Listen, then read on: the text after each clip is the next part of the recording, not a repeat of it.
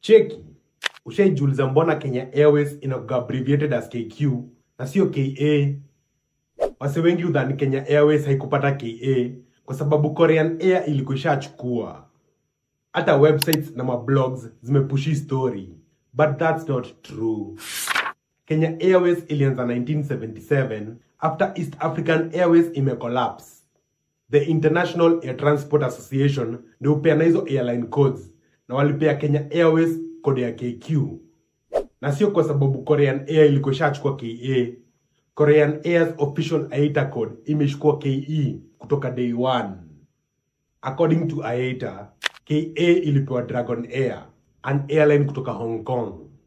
And actually, for the longest time, Kenya Airways walikuwa watumia KA kwa tails za ndege zao kama branding. But in 2005, waka switch to KQ ndio ifit official IATA code yao. Na ndio maana Kenya Airways huitwa KQ badala ya KA. Stay tuned for part 2, nikuchapie mbona Nairobi iko abbreviated as NBO badala NRB ama NBI.